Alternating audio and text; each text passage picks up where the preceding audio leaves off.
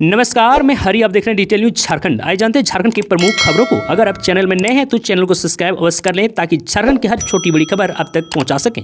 धनबाद को मिलेगी 178 करोड़ की सौगात। झारखंड स्किल कनक्लेव में सीएम हेमंत सोरेन करेंगे कई योजनाओं का शिलान्यास और उद्घाटन। दरअसल आपको बता दो, झारखंड के मुख्यमंत्री हेमंत सोरेन सोमवार यानी कि आज धनबाद के बलियापुर हवाई पट्टी में आयोजित झारखंड स्किल कनक्लेव 2024 में बतौर मुख्य अतिथि शामिल होंगे। इस अवसर पर मुख्यमंत्री 178 करोड़ रुपए से अधिक की परियोजनाओं का शिलान्यास और उद्घाटन करेंगे, जिससे धनबाद के विकास को गति मिलेगी। इस कार्यक्रम के दौरान 133 योजनाओं का शिलान्यास और 84 योजनाओं का उद्घाटन किया जाएगा, जिनकी कुल लागत 178 करोड़ से अधिक की है। मुख्यमंत्री हेमंत सोरेन इस अवसर पर धनबाद नगर निगम की 44 करोड़ रुपए से अधिक की 83, ग्रामीण कार्य विभाग की 52.73 करोड़ रुपए की 20 योजनाओं, पेयजल एवं स्वच्छता विभाग आंतरिक प्रमंडल की 3.85 करोड़ रुपए की 10 योजनाओं, झारखंड शिक्षा परियोजना की 9.93 करोड़ रुपए की 8 योजनाओं, कल्याण विभाग की 1.29 करोड़ रुपए की 7 योजनाओं, भवन प्रमंडल की 91 लाख रुपए की 3 योजनाओं, पथ निर्माण विभाग की 5.50 करोड़ रुपए की 1 योजनाओं और JSBCCL PIU की 11 करोड़ रुपए की 1 योजना का शिलान्यास करेंगे। इन योजनाओं का उद्देश्य क्षेत्र की बुनियादी ढांचे को मजबूत करना और नागरिक सुविधाओं में सुधार लाना है। तो वहीं जिन योजनाओं का आज हेमंत सोरेन उद्घाटन करेंगे वे योजना है धनबाद नगर निगम की 40.27 करोड़ रुपए की 76 योजनाओं, भवन प्रमंडल की 2.9 करोड़ रुपए की 7 योजनाओं और पेयजल एवं स्वच्छता विभाग की 44.93 लाख रुपए की 1 योजना का उद्घाटन करेंगे। इन योजनाओं के उद्घाटन से धनबाद के विकास को कई दिशा मिलेगी, जिससे क्षेत्र के नागरिकों को बेहतर सेवाएं और सुविधा प्राप्त होगी। इस कार्यक्रम के दौरान मुख्यमंत्री हेमंत सोरेन लाभुकों के बीच जॉब ऑफर लेटर का भी वितरण करेंगे। यह पहल राज्य के युवाओं के लिए रोजगार के नए अवसर खोलेगी और राज्य के कौशल विकास मिशन को मजबूती प्रदान करेगी। सरकार की इस पहल से धनबाद के युवाओं को रोजगार के क्षेत्र में नई दिशा मिलेगी, जिससे राज्य के विकास में योगदान होगा। आपको बता दूं, झारखंड स्किल कनक्लेव 2024 के माध्यम से धनबाद को कई महत्वपूर्ण विकास योजनाओं की सौगात मिलेगी। शिलान्यास और उद्घाटन की गई परियोजनाओं शहर के आधारभूत संरचना जैसे जल आपूर्ति, शिक्षा, स्वास्थ्य और सड़कों जैसे क्षेत्रों में सुधार लाने में सहायक होगी। मुख्यमंत्री हेमंत सोरेन की यह घोषणा धनबाद के विकास की दिशा में एक बड़ा कदम मानी जा रही है, जिससे शहर की समृद्धि और विकास को गति मिलेगी। हेमंत सोरेन सरकार राज्य कर्मियों के हित में ले सकती है बड़ा फैसला। सेवानिवृत्ति की आयु सीमा बढ़ाने पर हो रहा है विचार। दरअसल आपको बता दो, झारखंड में विधानसभा चुनाव से पहले हेमंत सोरेन सरकार राज्य कर्मियों के हित में बड़ा फैसला ले सकती है। सूत्रों के अनुसार सरकार राज्य कर्मियों की सेवानिवृत्ति की उम्र 60 साल से बढ़ाकर 62 साल कर सकती है। मुख्यमंत्री हेमंत सोरेन के स्तर पर इस प्रस्ताव पर विचार चल रहा है। अगर यह फैसला होता है तो हेमंत सरकार राज्य गठन के बाद पहली सरकार होगी जो अपने 5 साल के कार्यकाल में राज्य कर्मियों के हित में दूसरा बड़ा फैसला लेगी। मिली जानकारी के अनुसार सरकार इस प्रस्ताव को लेकर मंत्रिपरिषद की विशेष पर भी विचार कर रही है। झारखंड सचिवालय सेवा संघ, डिप्लोमा अभियंता संघ, झारखंड वित्तीय सेवा के पदाधिकारी, अनुसूचित जाति, अनुसूचित जनजाति कर्मचारी संघ लगातार सेवानिवृत्ति की आयु सीमा बढ़ाने की मांग कर रहे हैं। इसी के मद्देनजर सरकार इस पर विचार कर रही है।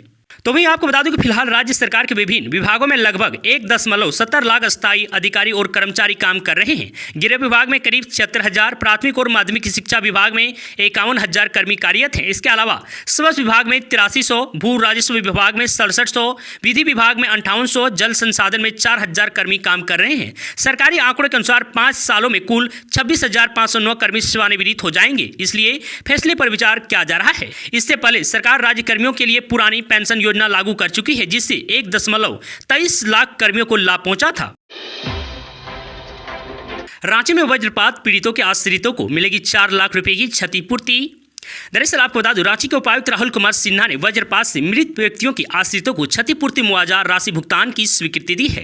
यह राशि बुंडू, चान्हो, तमाड़ और बेड़ो अंचल के वज्रपात से मरे 4 लोगों के आश्रितों को दी जाएगी। वहीं मिली जानकारी के अनुसार मृतकों के आश्रितों को प्रत्येक 4 लाख रुपए की क्षतिपूर्ति मुआवजा राशि दी जाएगी। इसके लिए कुल 16 लाख रुपए की स्वीकृति दी गई है। आपको बता दूं, आश्रितों में गोकुल मुंडा बुंडू के, बुधन देवी चान्हो के, सोमवारी देवी तमाड़ के और गंगा देवी बेड़ो के शामिल है। आपको बता दूं कि जिला नजारत उप समाहर्ता रांची को संबोधित अंचल अधिकारी के बैंक खाते में RTGS के माध्यम से राशि उपलब्ध कराने का निर्देश दिया गया है। साथ ही संबंधित अंचल अधिकारियों को स्वीकृति प्रस्ताव राशि की उपयोगिता प्रमाण पत्र 1 सप्ताह के अंदर भेजने को कहा गया है। यह कदम वज्रपात पीड़ित परिवारों की सहायता के लिए उठाया गया है। झारखंड में नदी में डूबने से 3 लड़कियों की मौत। दरअसल आपको बता दूं, झारखंड के रामगढ़ जिले में रविवार को 15 वर्ष की आयु की 3 लड़कियों की नदी में नहाते समय डूबने से मौत हो गई। पुलिस ने यह जानकारी दी है। यह घटना रामगढ़ टाउन थाना क्षेत्र में दामोदर नदी में घटी है। आपको बता दूं कि काहूबेरा गांव की रहने वाली 3 लड़कियां नदी में नहाने गई थी। उप विभाग पुलिस अधिकारी परमेश्वर प्रसाद ने बताया कि उनमें से एक नदी के गहराई में चली गई और डूब गई। 2 अन्य ने उसे बचाने का प्रयास किया और वे भी डूब गई। मृतकों की पहचान सिमरन कुमारी, छाया कुमारी और संध्या कुमारी के रूप में हुई है। स्थानीय ग्रामीणों की मदद से तीनों लड़कियों के शव दामोदर नदी से बाहर निकाले गए हैं। झारखंड सीएम सोरेन ने पूर्णिया सांसद के पिता को दी श्रद्धांजलि। बोली, सियासी चर्चाओं का नहीं है यह समय। दरअसल आपको बता दूं, पूर्णिया पहुंचे झारखंड के सीएम हेमंत सोरेन ने कहा कि पप्पू यादव उनके आत्मीय संबंध है। वहीं सांसद पप्पू यादव ने सीएम हेमंत सोरेन के प्रति आभार व्यक्त किया है। आपको बता दूं, इस श्रद्धांजलि सभा में मुख्यमंत्री हेमंत सोरेन के साथ साथ बिहार सरकार के कई मंत्री और गणमान्य व्यक्ति भी शामिल हुए। खाद्य एवं उपभोक्ता संरक्षण मंत्री लेसी सिंह और भू राजस्व मंत्री डॉक्टर दिलीप जायसवाल की भी उपस्थिति रही। इस अवसर पर सभी ने पप्पू यादव के पिता को श्रद्धांजलि दी और परिवार के प्रति संवेदना प्रकट की। आपको बता दूं, श्रद्धांजलि सभा में सांसद पप्पू यादव ने झारखंड के मुख्यमंत्री हेमंत सोरेन के प्रति आभार व्यक्त किया। उन्होंने कहा कि हेमंत सोरेन की उपस्थिति उनके परिवार के लिए सम्मान की बात है। पप्पू यादव ने कहा कि हमारे पिता के प्रति हेमंत सोरेन जी की श्रद्धांजलि हमारे परिवार के लिए बहुत मायने रखती है। इस कठिन समय में उनका साथ पाकर हमें संबल मिला है। हजारीबाग में समाप्त होगी भाजपा की परिवर्तन यात्रा। पीएम नरेंद्र मोदी होंगे मुख्य अतिथि। दरअसल आपको बता दूं, झारखंड भारतीय जनता पार्टी के अध्यक्ष और पूर्व मुख्यमंत्री बाबूलाल मरांडी ने प्रदेश कार्यालय में संवाददाता सम्मेलन किया। आपको बता दूं, मीडिया से बात करते हुए उन्होंने कहा है कि राज्य में चल रही 6000 किलोमीटर लंबी परिवर्तन यात्रा को जनता का अपार समर्थन हासिल हुआ है। भोगनाडी से शुरू हुई यात्रा का समापन 2 अक्टूबर को हजारीबाग में होगा। आपको बता दूं, परिवर्तन यात्रा के समापन समारोह में प्रधानमंत्री नरेंद्र मोदी मुख्य अतिथि होंगे। आपको बता दूं कि इस प्रेस वार्ता के माध्यम से भाजपा प्रदेश अध्यक्ष बाबूलाल मरांडी ने हेमंत सोरेन सरकार पर जमकर प्रहार किया। उन्होंने कहा कि जनता से झूठे वादे करके सत्ता में आई हेमंत सोरेन की सरकार ने न सिर्फ जनता को ठगा है बल्कि लूट और भ्रष्टाचार में पूरी तरह से लिप्त हो गई है। साइकिल वितरण योजना में 40% तक की कमीशन खोरी हो रही है। आपको बता दूं, इस संवाददाता सम्मेलन में झारखंड भाजपा के प्रदेश अध्यक्ष बाबूलाल मरांडी ने कहा कि परिवर्तन यात्रा आशा और उम्मीद अधिक सफल रही। 20 सितंबर 2024 को केंद्रीय गृह मंत्री अमित शाह द्वारा संथाल परगना प्रमंडल की भोगनाडी और गिरिडीह के झारखंड धाम से परिवर्तन यात्रा की शुरुआत की गई थी। नदी में नहीं है पुल, ग्रामीणों ने किया प्रदर्शन। पुल नहीं तो वोट नहीं, लगाए नारे। वोट बहिष्कार का किया ऐलान। दरअसल आपको बता दो, गिरिडीह गांव प्रखंड के चेरवा गांव के ग्रामीणों ने पुल और सड़क निर्माण की मांग को लेकर विरोध प्रदर्शन करते हुए वोट बहिष्कार का ऐलान कर दिया है।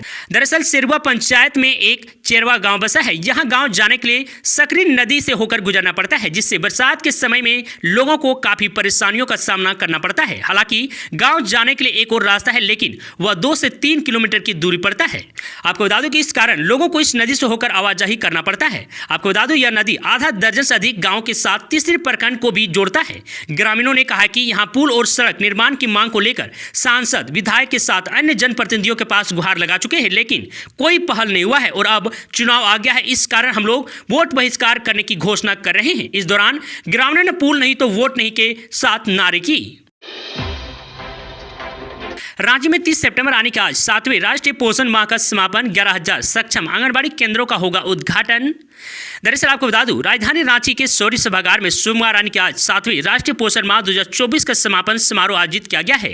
देश भर के 11,000 से अधिक सक्षम आंगनबाड़ी केंद्रों का वर्चुअल उद्घाटन किया जाएगा। मौके पर झारखंड के राज्यपाल संतोष गंगवार, केंद्रीय महिला एवं बाल विकास मंत्री अन्नपूर्णा देवी, झारखंड के मंत्री बेबी देवी, केंद्रीय रक्षा राज्य मंत्री संजय सेठ, महिला एवं बाल विकास मंत्री के सचिव समेत झारखंड के पदाधिकारी मौजूद रहेंगे। आपको बता दूं कि 7वें राष्ट्रीय पोषण माह 2024 के समापन समारोह में झारखंड सरकार द्वारा मिशन पोषण 2.0 के विभिन्न पहलुओं को प्रदर्शित करने वाली एक प्रदर्शनी आयोजित की जाएगी। तो वहीं आपको बता दूं कि आज पोषण माह के समापन समारोह में देश भर के 11,000 से अधिक सक्षम आंगनबाड़ी केंद्रों का वर्चुअल उद्घाटन किया जाएगा। दुमका में नकली शराब बनाने वाली फैक्ट्री का भंडाफोड़, भारी मात्रा में नकली शराब हुई जब्त। दरअसल आपको बता दूं, दुमका पुलिस ने नकली शराब बनाने वाले एक गिरोह का भंडाफोड़ किया है। पुलिस ने नकली शराब बनाने वाली फैक्ट्री में छापा मारकर कुल 6 लोगों को गिरफ्तार किया है और भारी मात्रा में शराब जब्त किया है। जानकारी के मुताबिक यह शराब बिहार में खपाने की तैयारी थी। आपको बता दूं, दुमका एसपी खैरवार ने बताया कि शनिवार 28 सितंबर शाम के 7 बजे गुप्त सूचना मिली कि काठीकुंड थाना के पास घनघोर जंगल में मुरगुज्जा गांव के पास मंगल देहरी के घर में कुछ लोग लोग अवैध शराब बना रहे हैं। इस मामले की जांच करने के लिए पुलिस ने रात 8:30 बजे गांव पहुंचकर चिन्हित घर के पास पहुंचे और देखा कि एक छोटी सफेद रंग की गाड़ी पुलिस को आता देख तेजी से भाग रही है। इसके बाद पुलिस ने मंगला देहरी के घर की घेराबंदी करते हुए छापेमारी की और मौके पर एक व्यक्ति को पकड़ा। पकड़े गए आरोपी के नाम पूछने पर अपना नाम मंगला देहरी, उम्र करीब 40 वर्ष बताया है। विभिन्न शराब के ब्रांड, स्टिकर, ढक्कन आदि सामान बरामद किया गया है। गिरफ्तार हुए आरोपी से पूछताछ करने के बाद विशेष टीम गठित की गई। अनुमंडल पुलिस पदाधिकारी दुमका विजय कुमार के नेतृत्व में टीम गठन किया गया था। पुलिस को जानकारी मिली थी कि ये लोग पश्चिम बंगाल के तारापीठ में छुपे हुए हैं। इसके बाद पुलिस ने तारापीठ स्थित प्रेरणा होटल में छापेमारी कर 5 आरोपियों को गिरफ्तार किया और सफेद रंग के टाटा पंच गाड़ी को भी जब्त कर लिया है। केंद्र सरकार खरीदेगी पलामू की अरहर दाल, कृषि मंत्री ने कहा। किसानों की आय बढ़ाने के लिए उठाएंगे कदम। दरअसल आपको बता दूं, पलामू पहुंचे केंद्रीय कृषि मंत्री शिवराज सिंह चौहान ने मीडिया से कहा कि पलामू की अरहर दाल काफी मशहूर है, केंद्र यहां से दाल खरीदेगी। न्यूनतम समर्थन मूल्य दिया जाएगा, किसानों के खेतों पर सिंचाई के लिए पानी पहुंचाया जाएगा। यहां की नदियों का पानी बहकर बेकार हो जाता है, इसे उपयोग में लाया जाएगा। आपको बता दूं, शिवराज सिंह चौहान ने कहा कि पलामू की भूमि उर्वरा है, यहाँ कृषि उपज की संभावना असीम है, सरकार यहाँ मूलभूत सुविधा उपलब्ध कराएगी। चौहान ने कहा कि स्थान के नामकरण की जटिलता को लेकर कृषि उच्च अधिकारियों ने नाराजगी जताई और इसे उसके काम में अनुरूप बनाने का निर्देश दिए हैं ताकि आम जनता को उसके उद्देश्य का पता चल सके।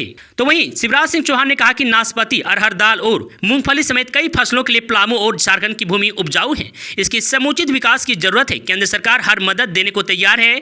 उन्होंने कहा कि वह योजना बनाकर चरणबद्ध तरीके से पलामू समेत पूरे झारखंड को कृषि क्षेत्र कार्य के लिए जल्द ही कार्यक्रम को गति प्रदान करेंगे।